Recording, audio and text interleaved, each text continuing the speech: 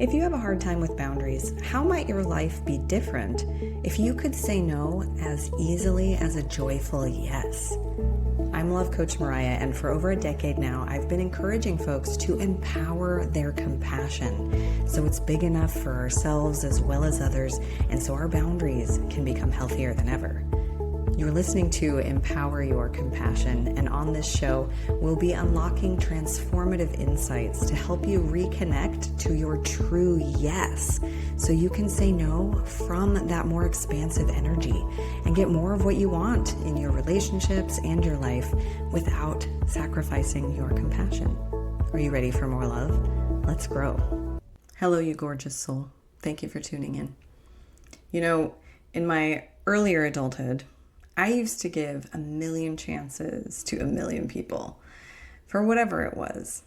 I always believed in unconditional love. And I don't even know that I would have said it as such. I don't know that I quite even had the clarity of that. But I really believed that everybody deserved to be loved. And I also equated love with relationship. And I think that's a really common thing in our culture. I think that our culture has normalized and meshed codependence, and that got into me, as well as an insecure attachment, which a lot of folks have as well. And then, of course, all of that is depicted in the movies that we watch too, and a lot of us grew up on. So with that combination, I continued to allow people in my life, even if they were misaligned, because I thought that that's what love was. Eventually, flash forward a couple decades, I discovered that love is unconditional. Relationships are not. And that's what boundaries are for.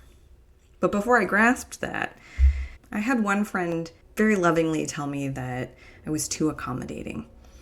He was concerned that I would somehow overextend myself or get really taken advantage of at some point. A couple of years later, I had another friend straight out tell me I needed better boundaries. And not with her, but in regards to a difficult relationship that I was in. All the while, it could be said that I was overgiving, but I never felt like I was doing or giving anything I didn't want to. I was basically a reflexive yes to almost any requester, and I was super disconnected to my own true yes. And that's because in my formative years, I came to feel responsible for other people's feelings, and because, especially at that young age, we need other people to be okay so that we can be okay and safe. Feeling like that's your responsibility is what leads to fawning, also known as people-pleasing. And this gives us an external orientation where we source our sense of safety and security outside of ourselves, which is inherently unstable. And as a result, it just perpetuates the insecurity. Ideally, as we develop, we go through a transition where we start to learn independence, but in a healthy way that supports interdependence. Sadly, a lot of people grow into either codependence or hyper independence. And in boundary terms, I call those flimsy fences and spiked walls. So for me, as an adult, I basically became a chameleon. I was always sort of shape-shifting to show up however anyone else wanted, just because that's literally how I thought things were done. I had no idea that I was doing it. I didn't feel like I was contorting myself. I didn't feel like I was being inauthentic. That's all I had ever known. It felt very authentic. And, in a way, it was. It was true to a faulty coping mechanism instead of my divine, authentic alignment, which I had really no idea who my divine self really was. As a result, constantly contorting myself to fit other people and scenarios, I never really felt truly seen or appreciated in most of my relationships, romantic relationships, at work and professional arrangements, and even in some of my friendships. So when multiple people mentioned something about boundaries or overgiving or being too accommodating,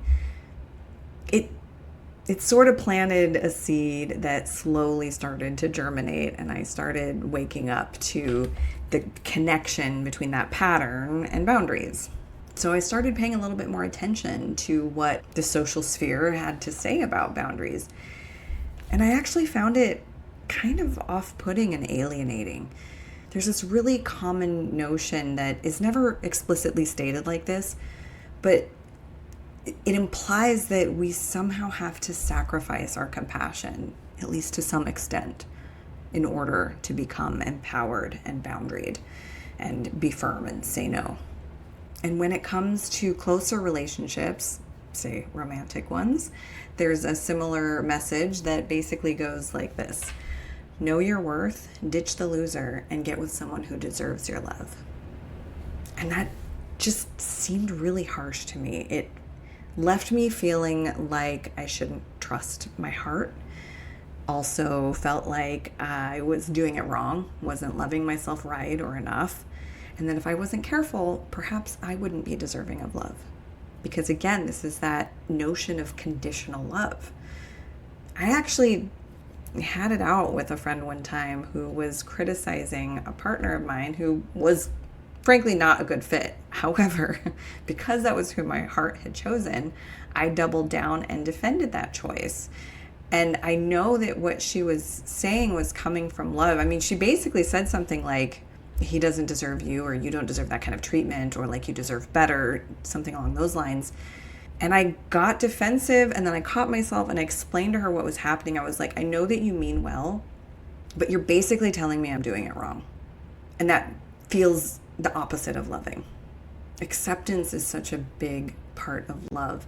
And when you want to guide someone out of potential hurt, it's important to be really delicate about it so that you still support them where they're at and just sort of like show them what's happening and what's possible without being too pushy about it.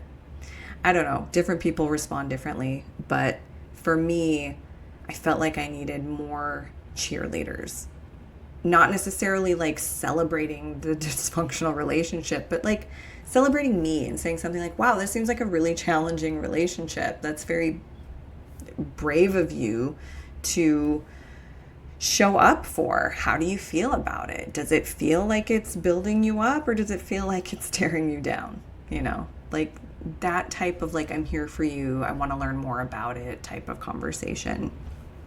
If I can like gift something to the world, it would be for people who are watching loved ones go through difficult relationships to be a bit more tender in their approach.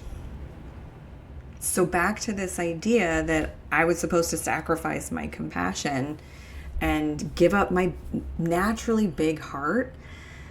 Just, it did not sit right with me. But I also knew that something did need to be done because I wasn't really showing up for myself in the way that I wanted to either. But with everything around me saying the opposite, I kind of had to forge this new path on my own. And I was really committed to figuring out, how can I become empowered and boundaried and still be compassionate and empathetic? And through a lot of trial and error in my personal life and eventually with my coaching clients, I developed what started as a theory that maybe the idea was to empower our compassion, and that maybe if we did that, it would actually become big enough for ourselves as well as others. So I became a stand for the and, as they say. Instead of an either or situation where, you know, you can be boundaried or empathetic, I was like, I'm pretty sure we can do both. It's harder, it's true, but you can be empathetic and boundaried. I've proven it to myself. I single-handedly, consciously uncoupled me and a partner from a really dysfunctional dynamic. He was not on board with the breakup, so I had to do it very gradually and tenderly. I really wanted to make sure that we could preserve the friendship, and we did. And I've proved it repeatedly with clients of mine who have found a way to boundaries that felt inaccessible to them before. When you're wired for people pleasing with that fawning survival response, saying no or no is a complete sentence, like yes, and that's not very helpful. And it's like a bridge too far to try and jump from those flimsy fences to becoming boundaried. And that's why, actually, a lot of times when you do try and do that, you just flip all the way over to the opposite extreme of spiked walls. And then you end up with all of these ruptures in your relationships, and you start feeling really isolated. And not everyone. Some people find spiked walls really empowering. For me, what felt really empowering was developing selective gates. Things like following a no with a yes, saying yes with qualifications, and really drawing my boundaries around behaviors instead of people. But I had to get connected to myself first. I had to learn how to root my security within so that I could reconnect to my true yes, and so that my no's could become something in service of that instead of like a weapon of disconnection. It's no longer about protecting myself in like a energetically contracted type of fear-based energy. And it's now when I'm connected to my yes, there's a very open energy to my yes. And anything that's not in support of that is a no, but it's a yes to that no, if that makes sense. Like, I mean, a benign example is if I'm all pajamaed up and ready to stay in on a Sunday night and someone invites me out, if I know that I'm really happy staying in and they ask me out, I would just be like, no, I'm good. But if I'm not connected to that, I might know that I'm a no, but not what the yes behind it is. And I might feel, like I said, that like protective, almost like defensive type of energy about it. And I might get squirmy and apologetic and be like, oh gosh, no, I'm sorry, I can't. And you're way more likely to get your arm twisted with that energy. Or I might armor up and be like, oh, God, no, it's a Sunday. Why are you even asking me? What's wrong with you? But you could just say, no, thank you, I'm good. Have a blast, send pics. It's just such a different energy, and it all comes from first having that internally rooted security and then being able to connect with your yes. And also the process of reparenting, where you get in touch with your inner child and what she needs and showing up for her, which sometimes means having boundaries with her / yourself, and showing up consistently in a way that helps build trust so that she knows that she's safe with you. Because if you're constantly contorting to everyone else, you are self-abandoning. And that destroys any trust you could possibly have with you and your inner child. But when you start honoring her no, being a yes to her no, saying, yes, you get to be a no to that. I'm not going to make you do that big scary thing. Then she starts to learn to trust you. And then she starts to get braver.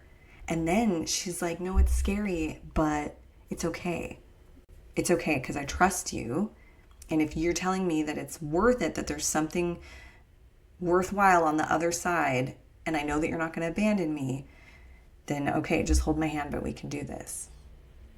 So now that I finally figured out boundaries, at least in a way that works for me, where I didn't have to sacrifice my big heart, and I can still be boundaried in a like divinely masculine way that supports the divine feminine of my creative flow, I'm actually able to love bigger now. And I live bigger in full authentic alignment. And it's really freaking amazing. So I just gotta say, if you are someone who has a hard time feeling seen and appreciated in your relationships, or even if you know that you say yes too often, or you know that you have a hard time saying no, or you're actively seeking to improve your boundaries, but you're just not really finding information out there that's making it clear for you or that's resonating for you, please hop on a call with me. I'm a real human. I'm not going to twist your arm. I'm a boundaries coach. I'm not going to try and get you to bend your own boundaries. We'll just talk. I'm going to ask you a bunch of questions about where you're at, what's going on, and help provide some clarity for you. And if you decide that you'd like me to support you on shifting some of your patterns, I'm here for it. And even if after the call you're still not sure, I'll add you to my love newsletter and I'll just shower you with sweet love notes on a regular basis, and I'll just be here for you. If you go to explorelovingboundaries.com, that's where you can set up that call with me. And if you're on the fence even about a free, no charge, no strings call, you can also go to boundariesthatfeelgood.com and download a free guide that'll just kind of get you started with excavating some of these common misconceptions about boundaries and yourself and how it all fits together. And I'm just also going to add here that the holidays are upon us, and that's a very high stress point for a lot of people, largely because they tend to overextend themselves and they end up drowning in obligations, and I would hate for that to be you. So even if all we have time for is that free call before the holidays come crashing down on you, it will still be helpful for you. And we can even take it into a longer journey.